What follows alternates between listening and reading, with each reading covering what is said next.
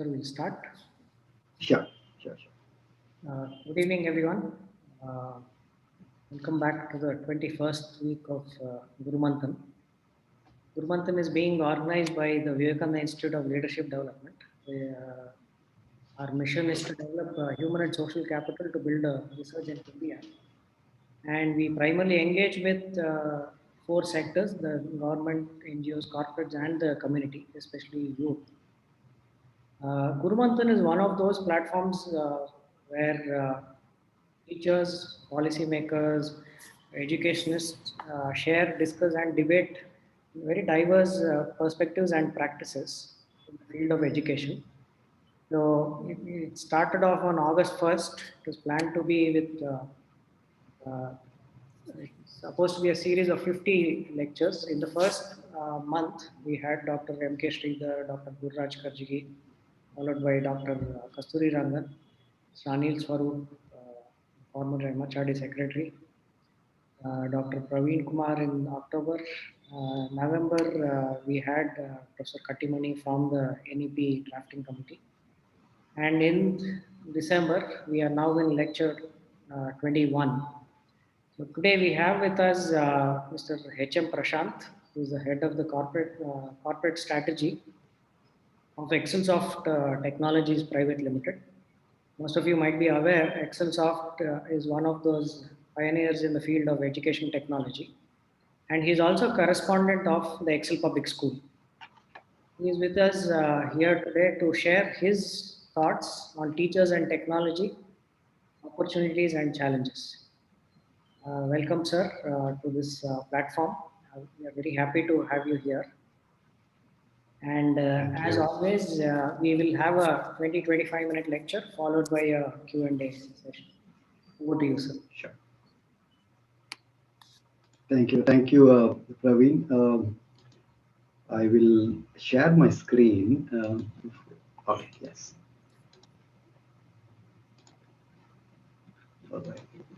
Okay, thank you. Thanks for that kind introduction, Mr. Praveen. Kind of you. Congratulations on this very well thought out program, Guru Manthan.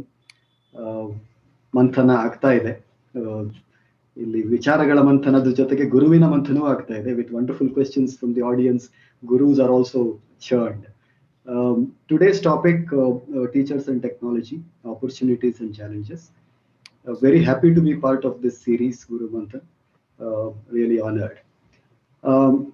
Let me start my presentation with a poem which is quite close to my heart. Here it goes. It says, two sculptors. I dreamed saw a studio and watched two sculptors there. The clay they used was a child's mind and they fashioned it with care.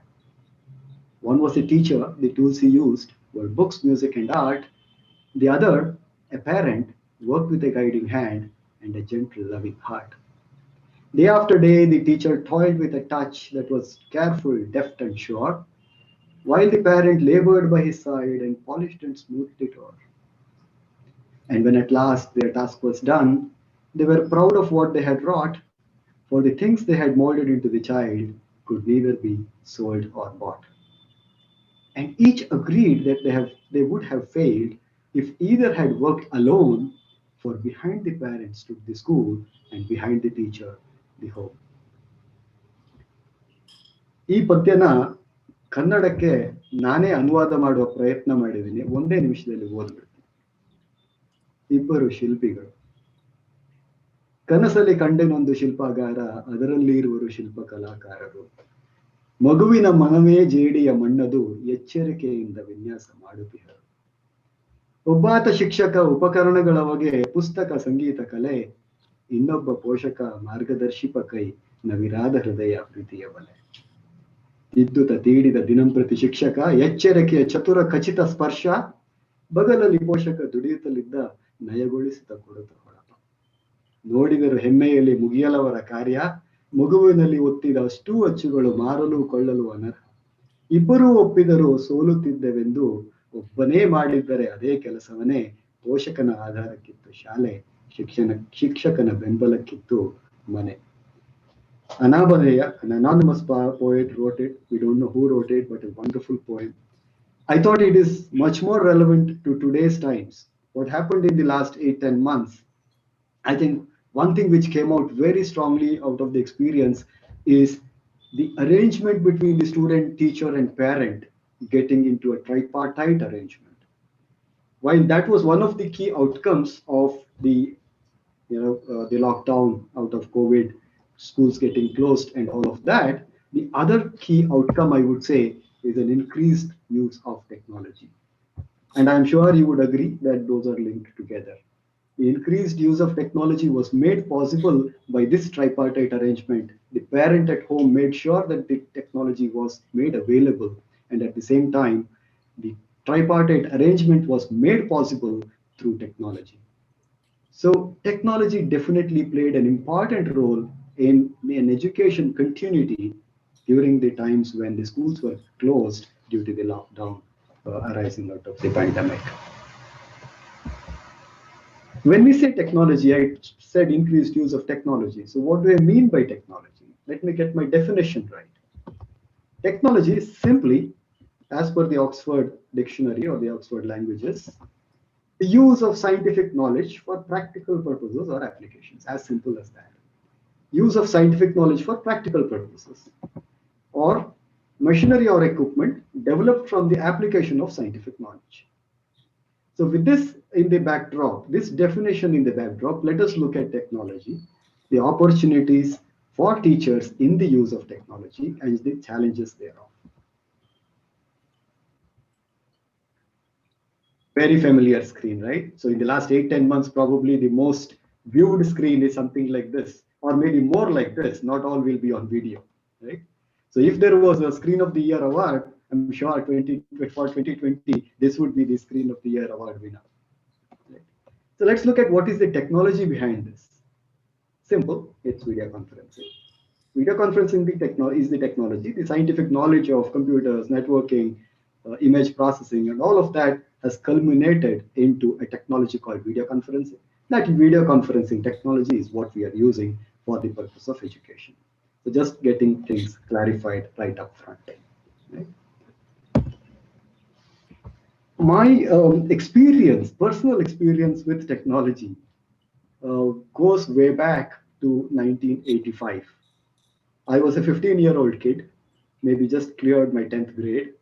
That is when I went to this place, what you see on the screen. I'm sure you recognize this. This is the Glass House in Lal Bagh Gardens, Bangalore.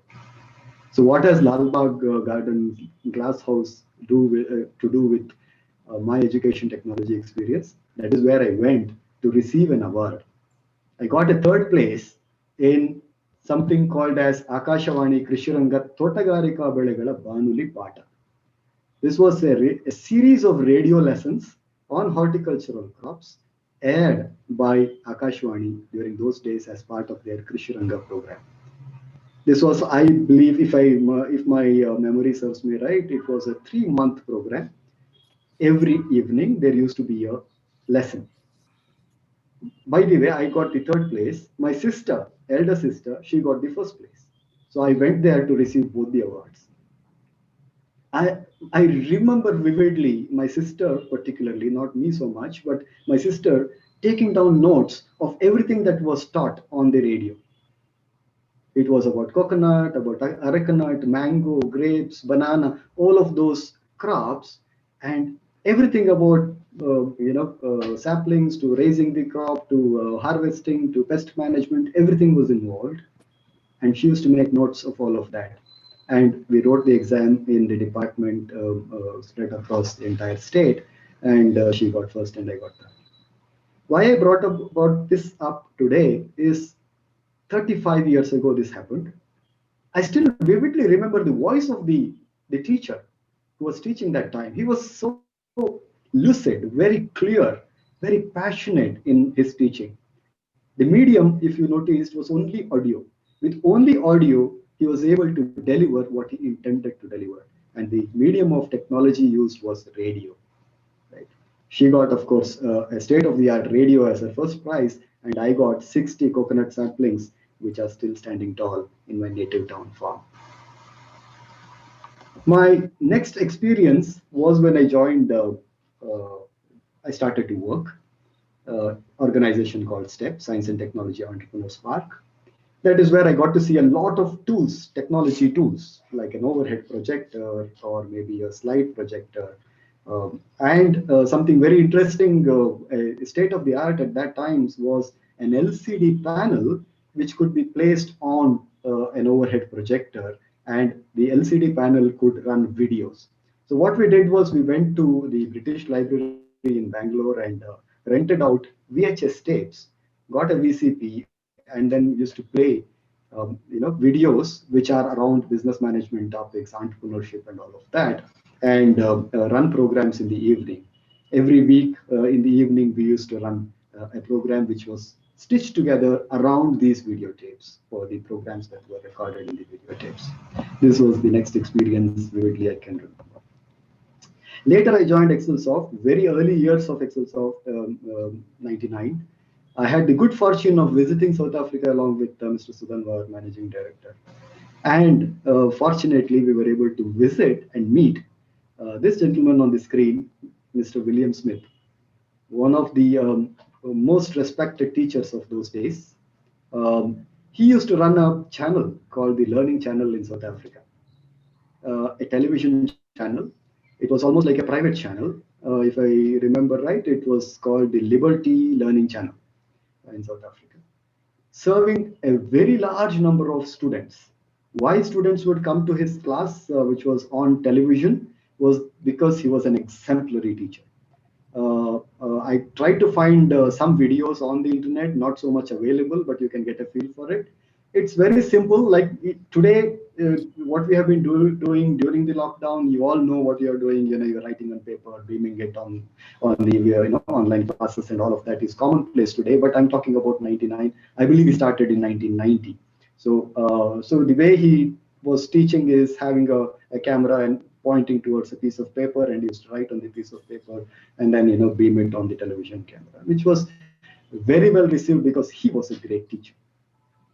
And his studio, we went to his studio also, was a 6x6 studio, like how every house of a teacher has turned into a studio these days. But those days it was rare. And like the stories or the jokes that go around now, you only have to wear a shirt. You don't need to wear a pant. You can just wear a shorts and attend a class, right? That's exactly what he used to do, literally. When we went there, he was in shorts and a t-shirt.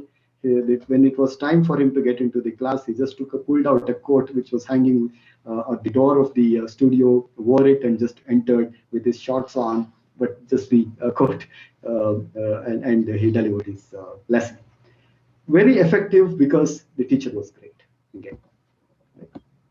And of course, we had at Excelsoft, I had the opportunity to interact with IGNOU as part of the Gyan Darshan program, and EduSat. We did a lot of work. We wrote the position paper and all of that. So as you can see on this slide, it's more about radio and television I'm talking about, and maybe a little bit of satellite technology. Right? So after all of that, of course, computers were a commonplace by then. Digitization was going on in full swing. Later half of 90s, the second half of 90s. Digitization in all of everything, from books to images, photographs, videos, land records, whatnot. Digitization was in full speed, and different kinds of media where you could distribute or you could store and distribute information and files. It could be in the form of floppy disks early, and then later CD-ROMs. Now, of course, pen drives. Not of those days, and these days you have pen drives as well. So different form of media. Of course, big difference happened with the network and the internet, and later with mobile devices.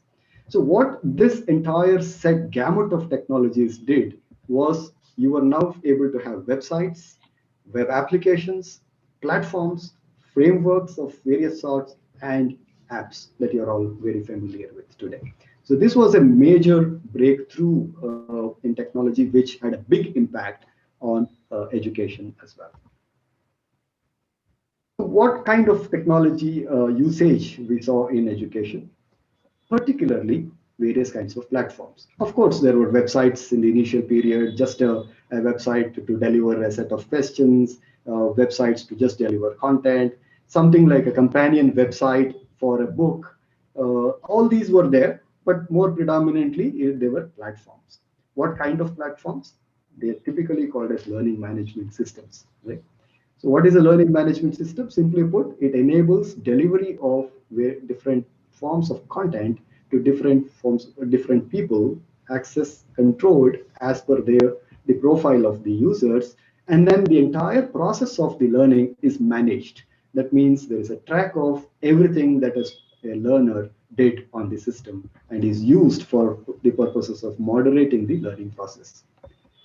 And then testing and assessment systems, right from having a question bank to creating questions out of it, tests out of the question bank, and then delivering those tests, getting them auto-marked, publishing the results, ranks, and all of that. That entire life cycle of testing and assessment, right? And then interactive books. So books were digitized already, but then, instead of having flat ebooks, we came up with thoughts of how can we make it interactive? Can there be an overlay of other multimedia content going on top of it, like a video coming out of an image on the book, or maybe embedded text into the book, such things, or platforms for collaborative learning or project-based learning, problem scenario-based learning, and such things. Can there be a platform which enables the workflow involved in such learning scenarios, or maybe something that can enable a flipped classroom situation, right? So various kinds of platforms. What you see here, something which could be used to distribute content, or it could be manage all the resources, or it could be reports of a class or an individual student, or maybe at various test-wise reports of my class, or artifacts generated out of a project-based learning exercise, or an interactive book. So various kinds of platforms is one form of technology that we have seen being used in the recent times. Apart from which, we all have seen simulations and games, virtual labs. We did something interesting where there is a virtual lab. It's a virtual physics lab, where you have various kinds of components. You have the lab arena. You have a plunger to simulate the force. So it works based on a set of algorithms behind the scenes. Or it could be virtual worlds, virtual reality.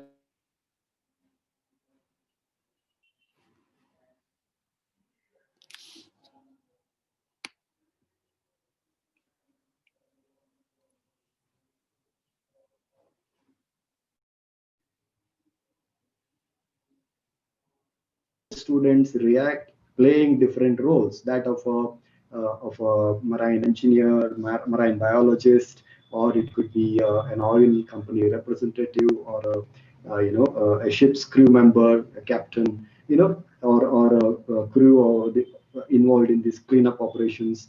So such kind of a thing, simulated virtual world. Or it could be something like what we have done using where a headgear, like the simple Google Cardboard or a Samsung Gear is used, where you insert a mobile phone where you have downloaded an app and you are running a 3D virtual world application. We have done this for interesting. What we have tried to do here is simulate the Mount Everest expedition. The way it goes is that from the base camp to the summit, the process of climbing up the Mount Everest is simulated on an app, and you wear that headgear and get a feel like you are there. Of course, not the temperature and the altitude and all such things, but the visual feel when you look around, it's exactly like how you would be on Mount Everest, right? So you can everything that is involved from base camp to summit. What's the altitude, what's the temperature, what's the air pressure like, how long would it take, what is the terrain, all those are simulated. Now the best part is that you can play roles there again. You do the expedition assuming that you are a geologist. You do an expedition assuming you are a climate specialist. Do an expedition assuming you are somebody else, right? So from each role player point of view, there is a different kind of an experience that you will get, different kind of information that you will keep gathering during the expedition, right? So Mount Everest is first in the series. Next, what is coming is an expedition to the Mariana Trench. While Mount Everest is the topmost point on the Earth, the deepermost point on the Earth is the Mariana Trench in the Pacific Ocean.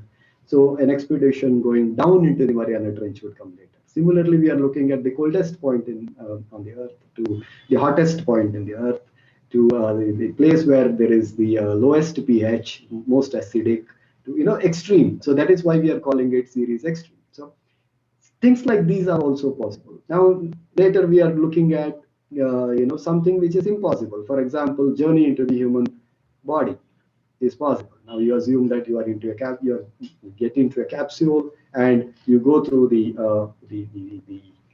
air track, the food track, the blood track, and all of that. So all such things are possible as learning material. Right?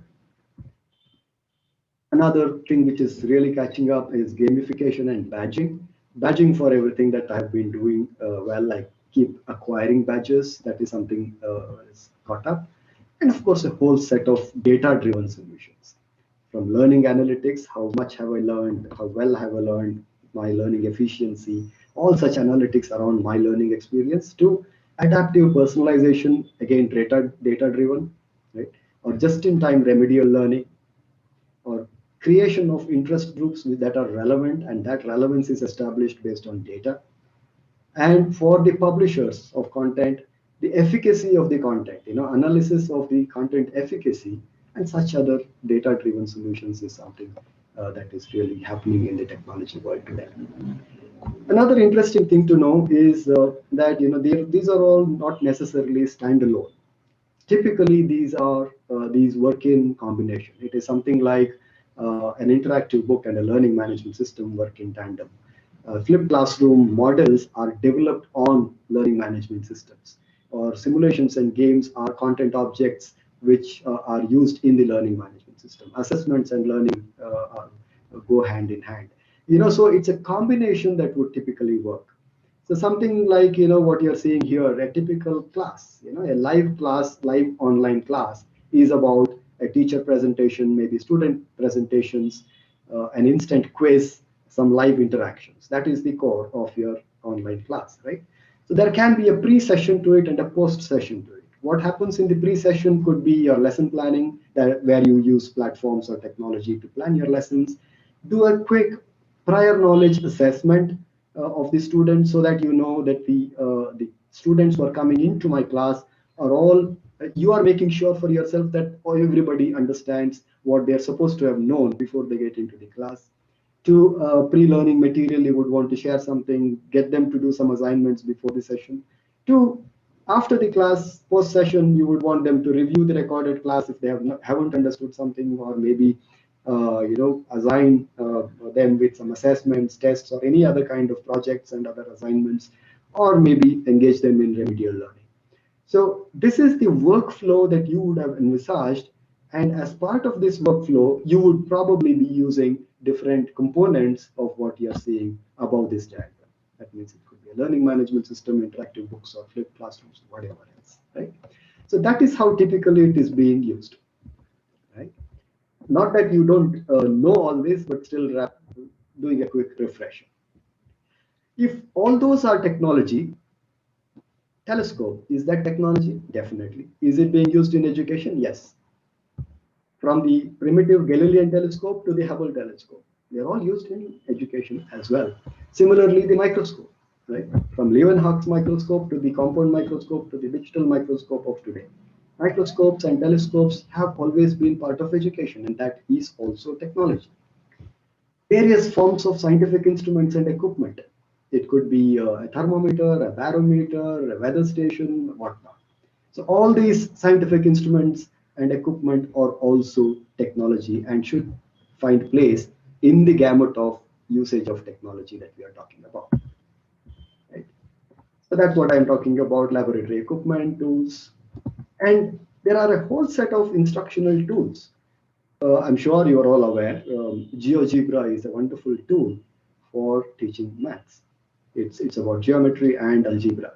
Right? Similarly, for maps, there is Google Map or Map Creator and such tools. For chemistry, there are Galzoom and such other apps, right? So there are wonderful tools available which are subject specific, which could be used during instruction. That is also technology. Game development by the students, enabling them to develop games or apps is an interesting proposition because that enables development of computational thinking abilities, computational problem solving abilities, right? They start to look at things like a programmable, in any problem they look at in the form of a program and try and resolve it in a computational thinking model. Similarly, robotics, how can I translate a program into something that is action-based?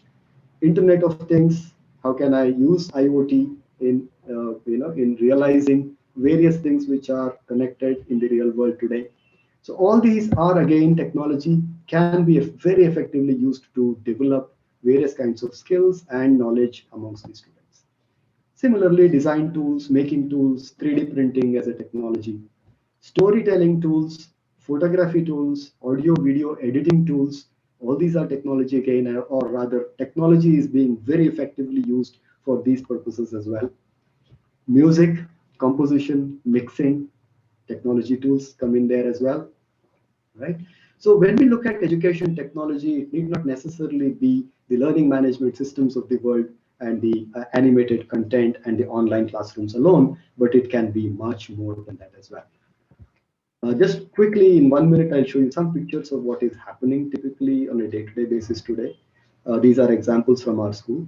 Map Creator is used in an activity where there is a particular dish, maybe let's say a pizza, and they will have to decipher the ingredients of the dish, or maybe bisibelebath, let's say, and then look at where does the ingredient come from, where does the tomato come from, where does the chili come from, and then they map it on a tool called Map Creator, and thereby they get a perspective of a global view of my food comes from across various borders, cross borders.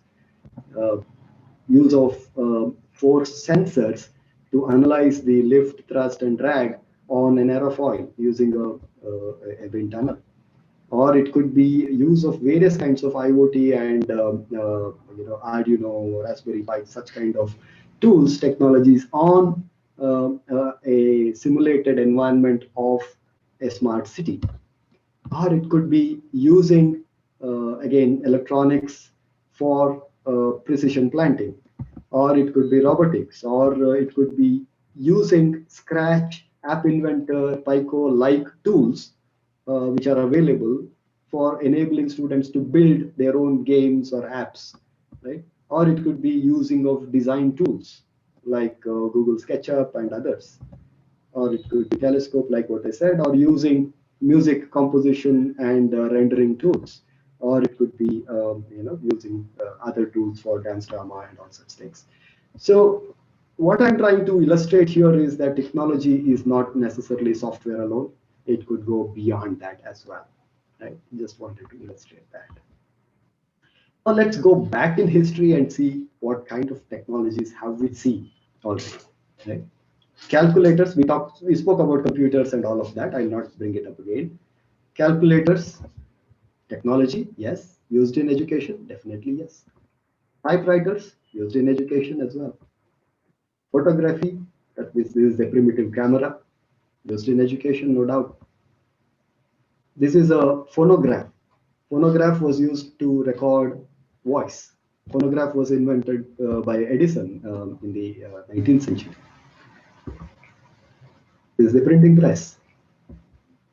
Fountain pen or pen, pencil. Technology again. The blackboard and the chalk. Would you agree that it is technology? It is. There is scientific knowledge of the composition of chalk, and you know that leaves a mark when rubbed against a rough surface. And because the fact that the board is black and it you write anything with a lighter color on that, the impression can be visible, the scientific knowledge. So use that scientific knowledge and you came up with a technology called blackboard and the chalk. That is technology as well. Why go further? Paper, definitely, it's technology. If paper is technology, how about palm leaves? Palm leaves were also technology. A dried palm leaf, or just before it gets dried, you make an impression on it, it leaves a mark and stays, is scientific knowledge. And that was used in the palm leaf in encryption technology. Right? Do you agree that language in itself is technology? Of course, debatable, but you can argue that language in itself is technology.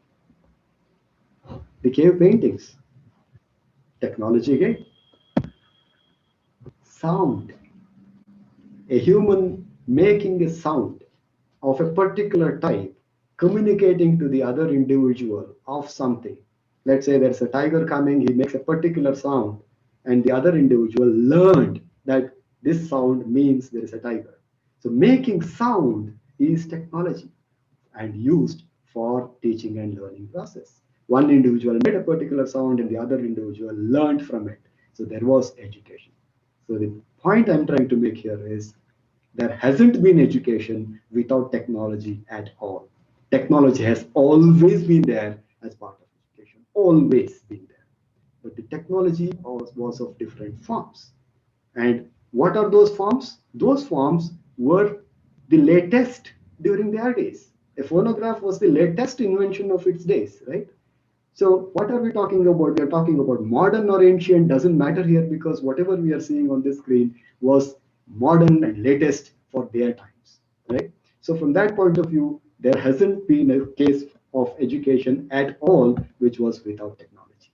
Right? Maybe a little extreme, but it is a fact, is what I strongly believe. Now, if that was the past, what's in store in the future? You know this, Gartner comes up with something called as a hype cycle for education every year. Not only education, they come up for all other industries. I just picked up education. The Gartner's hype cycle, for those who are not familiar with this is how it typically looks like.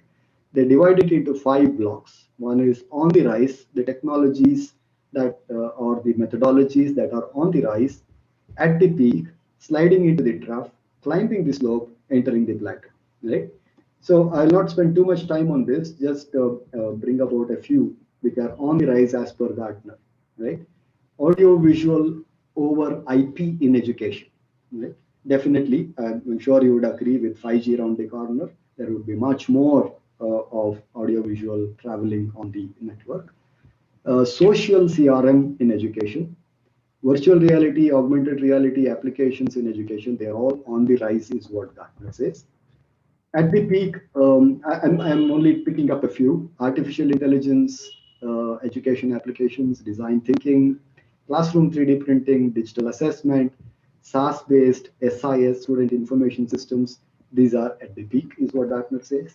Sliding into the trough would be education analytics, competency-based education platforms, semantic knowledge graphing, digital credentials, adaptive platforms, and things like that, alumni CRM and all of that. When I say sliding into the trough, doesn't mean that it's going away.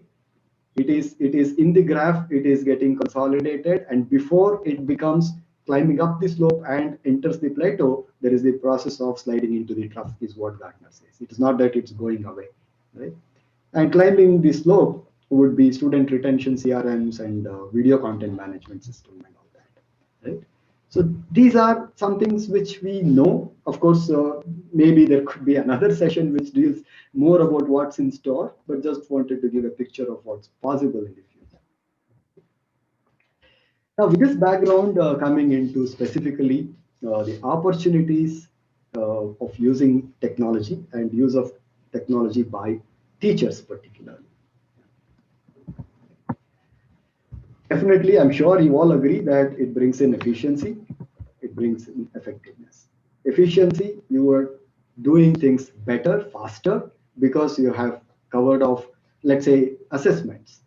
30 assessments, you would have done it in a jiffy. Otherwise, you would have taken number of hours to complete that exercise. Effectiveness, you can deliver your learning, your teaching learning process much better. Another important thing I would say is the 21st century skills. Our students are already in the 21st century skills, and we all know, we all talk about it on a daily basis, that What we are teaching to our kids today, we don't know what careers they are getting into, because those careers do not exist, is what we say every day, right? So that's a reality as well. That being reality, what should we teach them today is probably the 21st century skills as articulated by various organizations. If you look at one which is a P21 framework for 21st century learning, they talk about 4 C's, which is creativity and innovation, critical thinking and problem solving, communication and collaboration. And added to it, the fifth C could be a computational thinking. And then technology is here to stay, right? So technology is going to be in everything, in medicine, in sociology, in anthropology, to everything. Technology is going to be there in the future and would play a role in everyday life. When that is the case, you have to teach them at least that relevant technology. And you can't teach technology without technology anyway. So you have to bring in technology to teach such things anyway. Swami Vivekananda said, if the poor cannot come to education, education must reach them at the plow, in the bakery, factory, elsewhere. The Sustainable Development Goals, SDG 4, talks about universal quality education for all. Our NEP 2020 says extensive use of technology in teaching and learning, removing language barriers, increasing access. The objective is very clear, that access and reach to large masses is a necessity of the day. When I say large masses, yes, we are talking about millions and millions of students who need to be accessed. The scale is high. And there is an inclusion also that is required. When I say inclusion, it could be gender-based, it could be differently abled, it could be gifted, talented, slow. So all sorts of learners should be included. And also, when we say differently abled, we should look at the multiple intelligences theory. Think of a multiple intelligences theory. Not all children have the same intelligence across all different intelligences. For example, some may be good in bodily kinesthetic, whereas somebody else could be in verbal linguistic, to musical rhythmic, to intrapersonal, interpersonal, right? So we all know that. When that is the case, can technology be a tool to deliver that differentiated learning for children of different abilities and intelligences? Right? So that is an opportunity we can definitely look into, is what I think.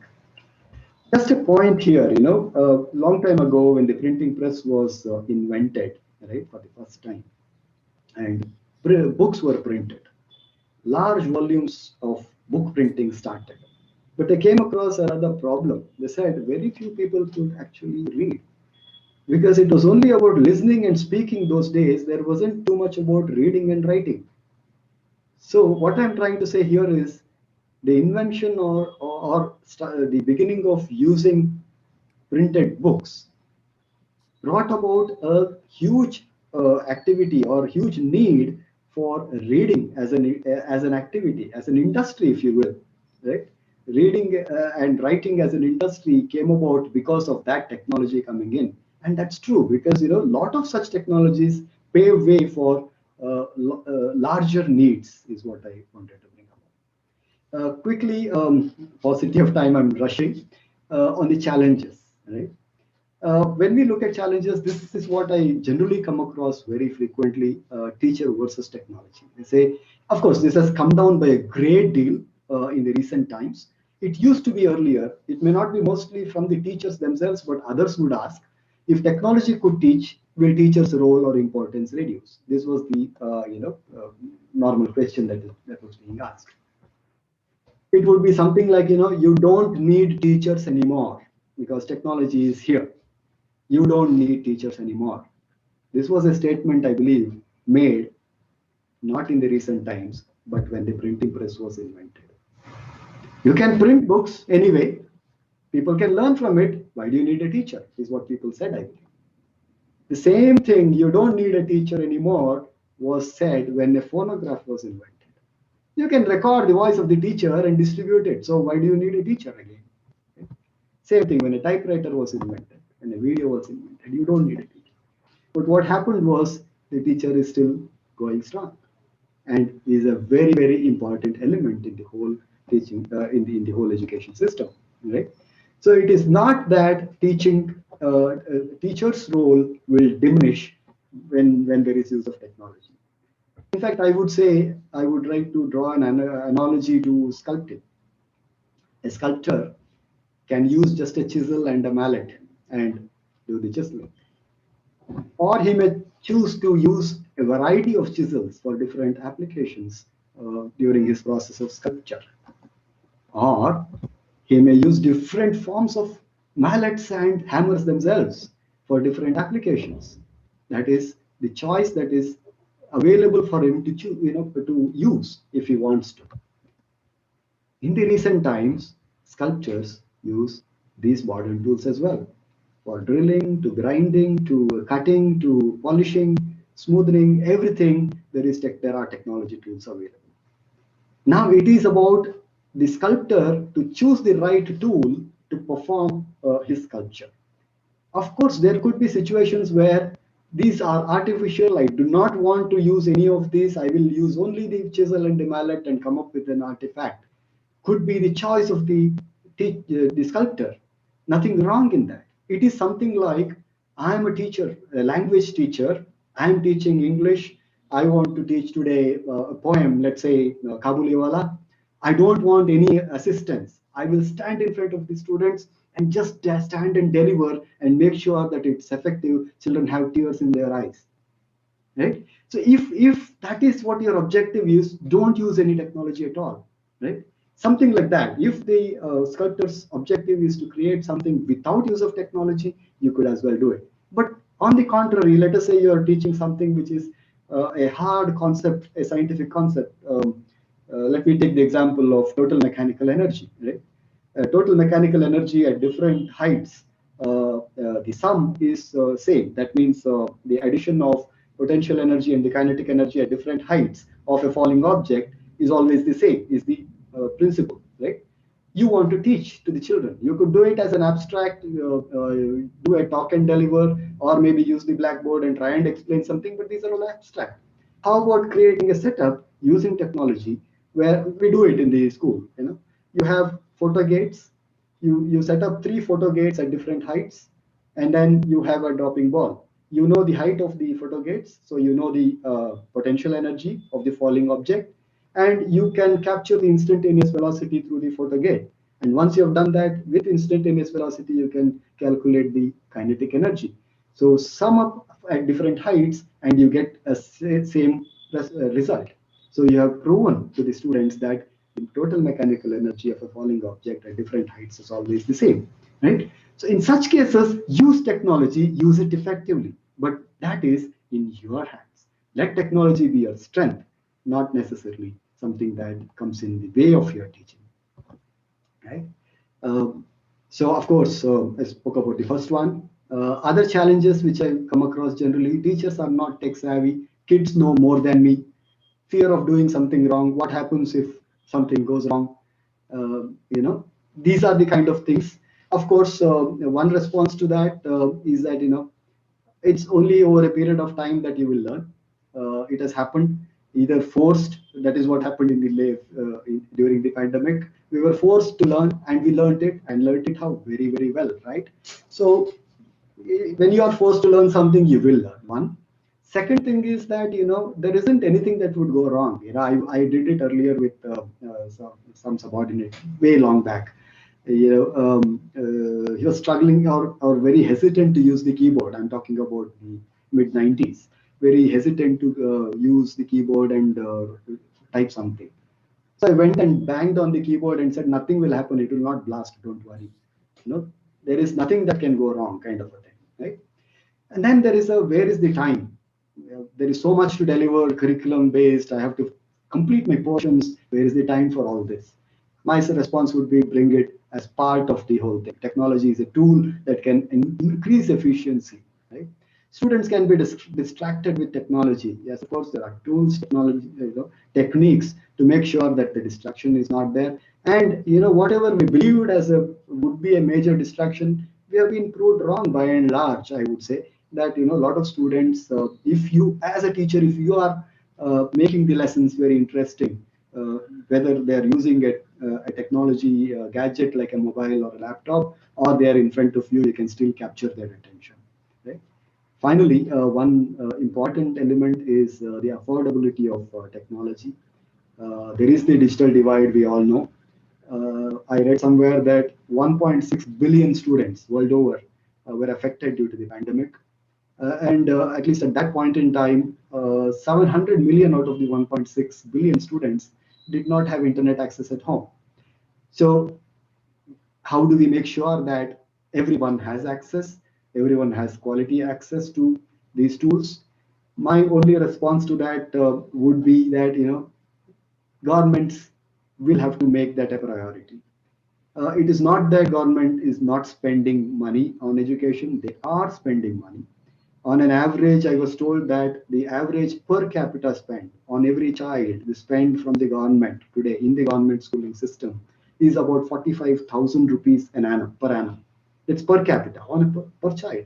That's a lot of money. So it's only about prioritizing things, making, involving the industry, particularly the non-government organizations who can really bring in a whole lot of change.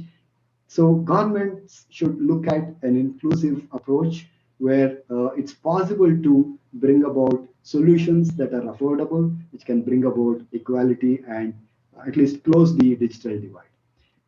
That's about it I had today. Before I close, Swami Vivekananda again, he said, if education is identical with information, the libraries are the greatest sages of the world and encyclopedias are the rishis. It is not, right? We all know that. And this is something very interesting, I thought. He said, to me, the very essence of education is concentration of mind, not the collection of facts. If I had to do my education over again and had any voice in the matter, I would not study facts at all. I would develop the power of concentration and detachment, and then, with a perfect instrument, I would collect facts at will. Side by side, in the child should be developed the power of concentration and detachment, is what he says. Of course, concentration and detachment and the power of Shraddha and all of that. A couple of weeks ago, Swami Mahipalanandaji did a great account on all of that. You may want to look up those videos. It's wonderful deliberation around that. But my point here is simple. Is I'm saying that more than 100 years ago, Swami Vivekananda said, for collection of facts, use a perfect instrument, and that instrument obviously will be a technology-enabled instrument. Thank you. Thank you, sir. Overshot a little bit, sorry. Yeah, but it was a very exhaustive, if I may say, a journey through how the technology in our classrooms and our interactions has evolved. May I request you to also switch on your video? Yeah. And you also did answer a few of the threats by the teachers, which did come up as questions in the chat box. Sure. About will technology be replacing the teachers and so on. So I just had a couple of questions on that. One, I had two diverse experiences in my own education. One was a professor of physics, whose only the technology tools that you mentioned was the chalk. And Right. these lectures would be so popular that kids would bunk the other lectures to get a seat in this class because it would have Right. seating. Now, if a teacher is that good, do you really require, the modern ICT tools? Or, if I may extrapolate, we had excellent teachers who used the ICT tools to make their lectures available to a much larger audience. Absolutely. I was about to say that. In such situations, what I would do is probably, record those lectures of that excellent physics teacher and make that available to a larger population. Use that for access and reach. I would definitely do that. And you have seen a lot of videos, I'm sure, of wonderful physics lectures, right? And some of them have used technologies of different kinds. I'm sure you would remember that pendulum lesson. Who wouldn't remember that? It's a wonderful physics class of the pendulum, right? class. Yes. So such things, technology could be of any kind, and it not necessarily information technology and software. It could be anything at all. That's what I would say. The next question I had, that you also touched upon the various aspects of technology which would be which is actually available today for teachers. But don't you think there is a bias towards technology being used uh, as a pedagogical tool and not necessarily to? I don't think not much work has happened into assessing student learning. We have online testing, but we don't Yes. really have technology tools which can help students with that sort of teachers and students with that sort of real time feedback. When we say, the NEP talks about assessment for student development, Yes. that's a Yes. huge Yes. paradigm shift. What are your thoughts? Correct. Yes, technology can play a major role there, no doubt, Ravi. So, the way technology is used in assessment is of different forms, right? So, one is where after the lessons you assign a test, maybe digital medium. So, somebody will have to log in, go to the test, and then answer the questions there. There are different tools. We did an experiment a long time back, about 10 years ago, when the tablets were, newly available those days. So we wanted to experiment with one tablet per child in the class. The objective was this, something like the clickers, you remember those clickers which were there, something like that, simulated that environment on the tablets. That means a teacher is delivering a lesson, and after, let's say, was teaching Newton's third law, and after the concept explanation and all of that, wants to make sure that the children have assimilated what she was teaching. So she just launches a quick 3-question quiz. And the first question could be about the law itself, the second maybe about an example, third could be application, whatever, right? So she knows what question she's asking, and there is a purpose behind it.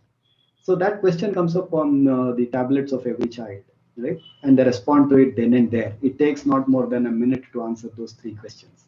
And in the next minute, the teacher has the responses of all those students compiled and in a nice graphical way on a pie chart. You know how many have submitted in the first place, and after that, you have the results as well. First question, out of the 30 students, 28 of them have got it correct. The second question, only 15 of them have got it correct, and things like that, right? So if that is the case, if that was possible, nothing like it. The issue was that one-to-one computing, right? Which was not available. It was not a commonplace. So what happened during the pandemic again? We were forced to a situation where every child had a computing device and internet as well, right? All 30 of my students are at homes with internet and internet connection. So had the opportunity again, and we tried it again with various tools. Very effective. Teachers conduct quizzes in between to make sure that the children are really learning. One, and the second, of course, is that make sure that the children are engaged. It is not that they switched on, they just logged in and they're somewhere else. Not really listening to the teacher shouldn't happen. So how do you capture their attention and make sure that they are available all the time? Could be one of the means, could be a quick on the fly assessment. Thank you, sir. A couple of questions. I'm just playing the devil's advocate here. Yeah. One is in the use of technology, there seems to be a lot of bias towards creating evidences of assessment, but Mm. not much on the front of actually capturing some of the co-scholastic areas, or the skills, the soft component of education. Any Right. thoughts on that? Very, very, very important. Yeah. Yeah. Sorry. Go ahead. Yeah, I just wanted to ask you, do you have any thoughts or any examples that you want to explain? Right. So, what I think is one of the best ways of making sure that you are bringing in those additional skills. It could be creativity, it could be, anything at all, rhythmic skills or anything at all, right? So, one of the ways of doing it is engaging them in a problem-based learning scenario or a project-based learning scenario. When you do that, you design the activities of the project in such a way that they will have to exhibit those skills. Firstly, acquire those skills and then exhibit those skills. exhibition of those skills could be something in a demonstrable artifact, right? So that demonstrable artifact is a tool for assessment. And how do you assess is based on rubrics, right? Such skills can only be assessed via rubrics. So if you have to assess by rubrics, you have an artifact of 30 children, separate artifacts of 30 children. You are going to do it via rubrics, doing it offline, meaning in a non-technology environment can become cumbersome, because firstly you will have to get those artifacts together and then make it, make an assessment, capture those assessments, report them back. So it's pretty much impossible. Also, if you add a dimension of interdisciplinary projects, then you would have multiple teachers doing that assessment. So the complexity compounds to that extent, right? So it becomes virtually impossible to manage the logistics of assessment of such skills. That is where I think technology comes into the rescue. So whatever artifacts the children have generated during the process of their projects, if they are able to upload it into a place where there are multiple teachers coming in and doing the assessments using a set of rubrics which are predefined for a particular skill, then the assessment and the reporting would be a lot more meaningful. So there again, technology could be very effectively used. Thank you, sir. The second question, as a devil's advocate, this was from a conversation with one of my friend, again into edtech space. I had challenged him saying that there is so much of so-called gamification happening of learning that in a real life classroom, a teacher can't keep handing out a candy every time he or is asking a question. Yes, How do we somewhere draw that line? I mean, the pleasure of learning should be with the student and not because you get some lives or you get some additional points. So how right. do we still keep Absolutely. thing intact? Absolutely. I think two things here. I think, of course, it is very subjective. The teacher should make sure that the candies are given away only to those deserving and when they have done something deserving. It's something like in reality shows, they give the golden buzzer, right? If you're giving it to all the 10 participants, where is the value of the golden buzzer, right? So something like that. So you have to be choosy in rewarding students and reward those who have really done well. One. Second is, I don't know, thinking aloud, can we set some benchmarks on the technology tools? Like your friend who is in a tech suggested that there can be gamification. Add another element where there is a benchmark set. If somebody crossed that benchmark, then only they are rewarded. It's not that teacher keeps giving a candy for everything that the students did. Maybe, I don't know. Yeah. Another question, you did touch upon that when you quoted the NEP and you mentioned that technology can improve access. Yes. Can you elaborate a bit on any of the tools that we have come across where we do see children with special needs? There are children who can't come to schools, or sometimes there are children who don't have access to schooling at all. So, any tools which are available, which parents can use at home? Right. I would say it's not a single tool. I think it has to be something stitched together for the situation. At this point, I can only recollect an activity that we were going through some time back. Of course, that project did not go through for want of something else. This was for the Syrian situation where there was war happening and all of that. The concept was that of a Syrian virtual school.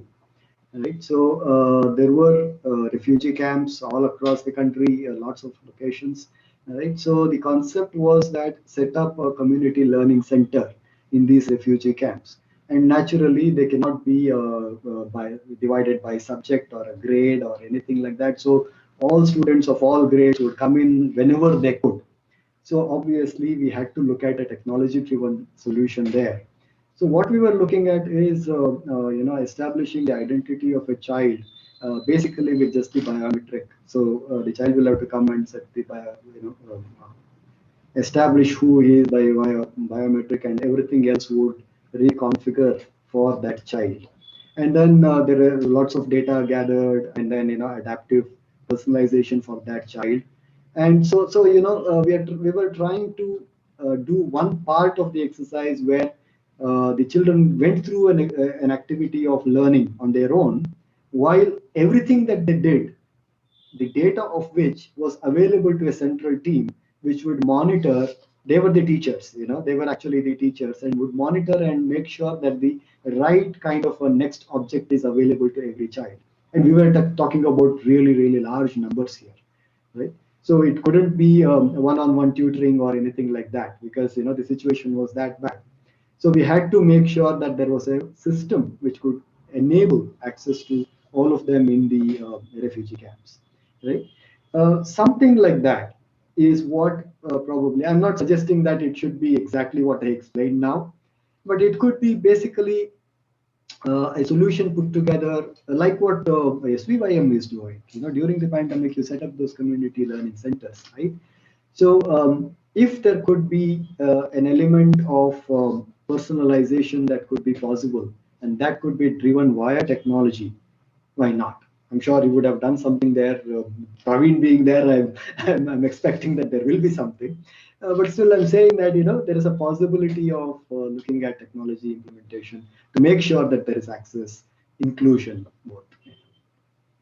Great. Now, one thing, maybe as an anecdote, which I just wanted to add to your presentation, while you mentioned Please. about radio being a tool, a technology tool for Yes. mass education several decades ago, just wanted to add Yes. that radio continues to be a very powerful tool even today, because Yes. we ran this very interesting program. We called it as Lekka the Katte. It was a Ah, 180 episode serial, a drama, a family drama, father, mother, son, and daughter, where hmm. over 180 episodes, about 20 to 30 minutes each, we actually were able to teach all mathematical concepts of grade 5 to grade 7 over radio. And Wonderful. Yeah. it did do two things. One was break that stereotype that maths has to be taught only on a blackboard, or Correct. maths has to be taught only by solving problems. But one of the challenges we faced was when we have these uh, educational resources being made available over radio, or the scenario is very similar in the case of television today. How do you assess students' performance? Right. So finally, we had to get down to a situation where we had to use a pen and paper test. Pen and paper. Right. So in Intermittently use pen and paper. If volumes are too much, you may look at technologies like OMR and things like that.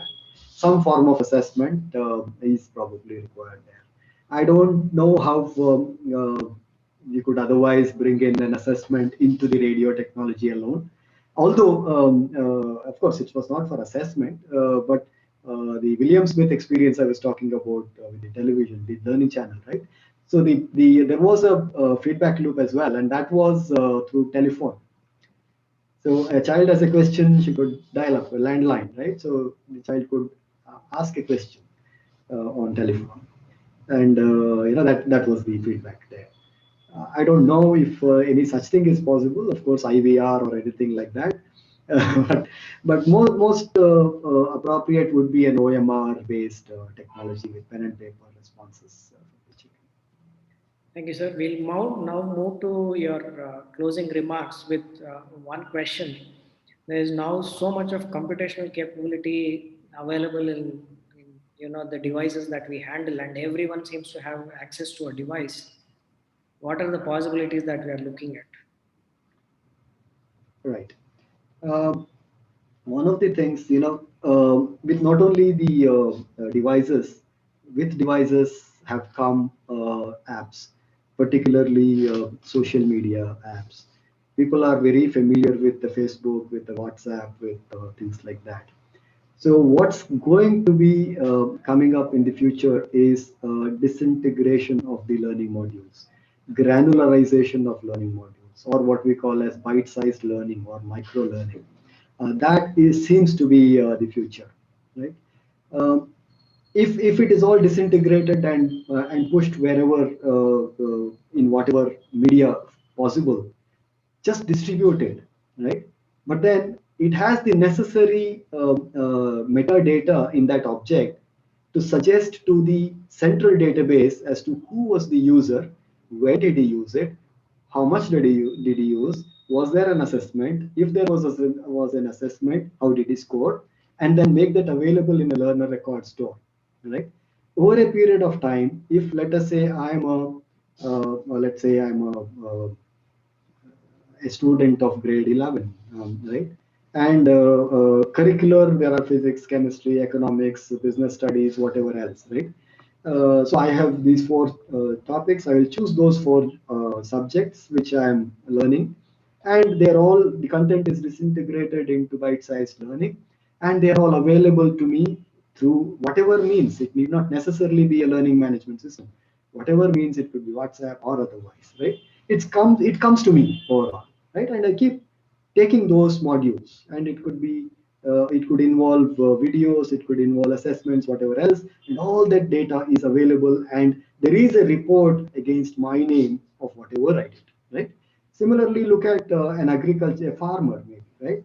A farmer has an app where, or maybe his WhatsApp, he keeps getting small little modules, 3 to 5 minutes or maybe 6 minutes videos on various topics, pest management or the organic farming to seed protection to whatever else, right? And all these are organized neatly in the form of different categories, right? And then you can gamify it again a little bit. Again, not gamify it too much, but gamify it to that extent where he keeps collecting badges whenever he completes a small little module. So when he keeps doing that, you can then decide, the program organizers can decide what should be the reward. Should it be after he has collected a set of badges, you give him a certificate, or maybe whatever else. I think this is going to be a norm in the future, and this will be part of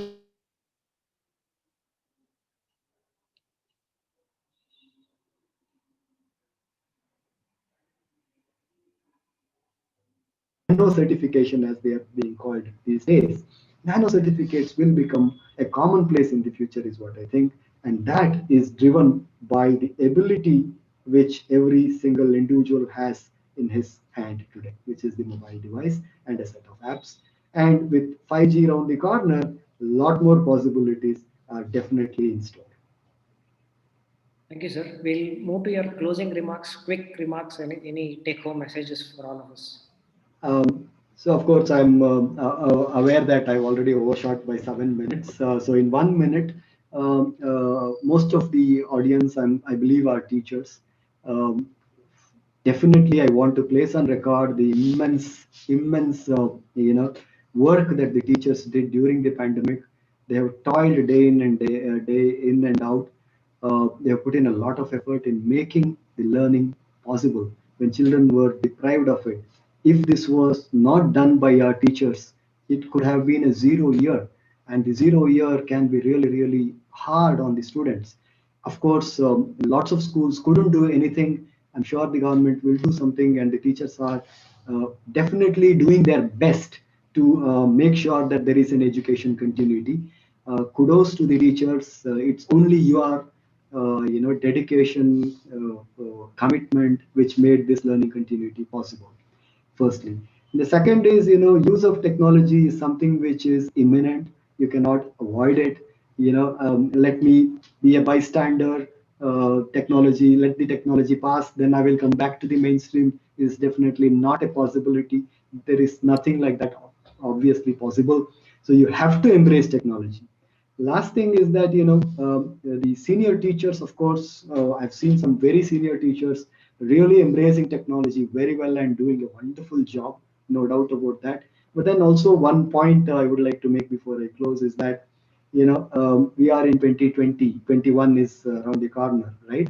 So in 21, right, take anybody who is born in the year 2000 and after 2000, 2001, 15 years of schooling and 2 years of pre-university and 3 years of BS and then 2 years of BEd. So you have 21. So the teachers who are coming out now are born in the new millennium. Digital capacities, digital capabilities comes naturally to them. right?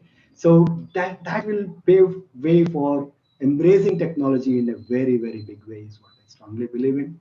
So all the very best, all the teachers, and again, thank you very much for your dedication and commitment.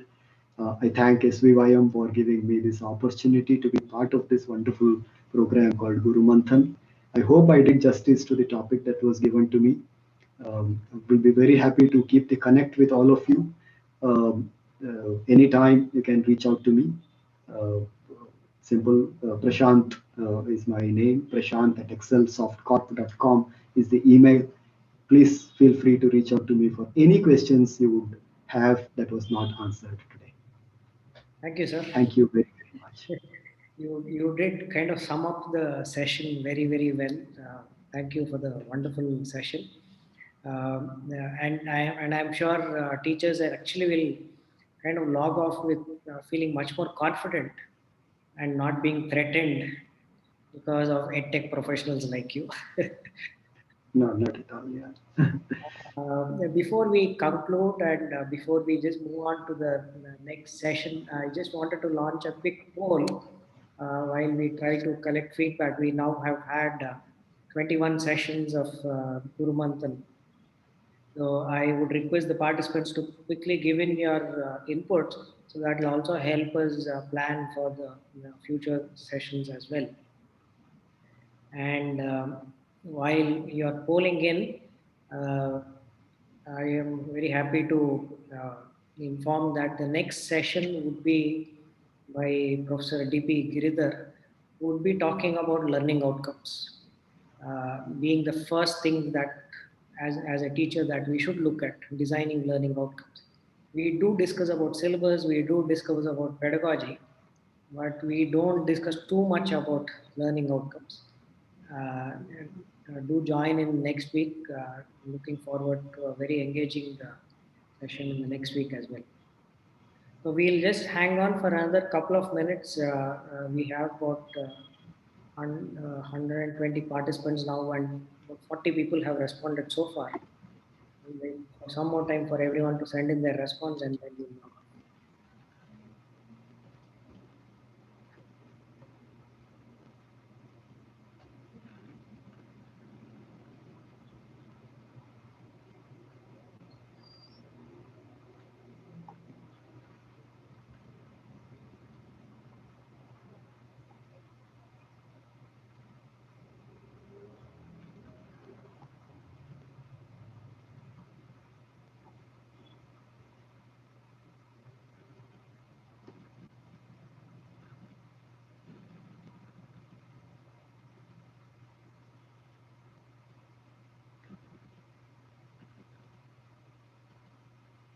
Okay, I'll be ending the poll now in about 5 seconds. Thank you, everyone. I hope the results of the poll are visible. Uh, a good number of participants have actually been able to attend a major share of lectures, and about 10 participants did attend all the lectures, which is very Very. good. And I find them thought provoking, interesting. And the fourth one, I think, gives us the most satisfaction. When you discuss it with your peers, we know that the manthan is actually happening there. And going by your feedback, we will continue to have our sessions on a weekly basis. Uh, this year, we will be ending in the next lecture number 22, and then we have another 5 lectures lined up for Jan as well. So do join in week after week, and thank you for all your feedback. Thank you, Prashant sir, once again for the very, very thorough and thought-provoking talk. Thank you very much, sir. Thank you for the opportunity. It was a pleasure. I really thoroughly enjoyed it. Thank you. Thank you.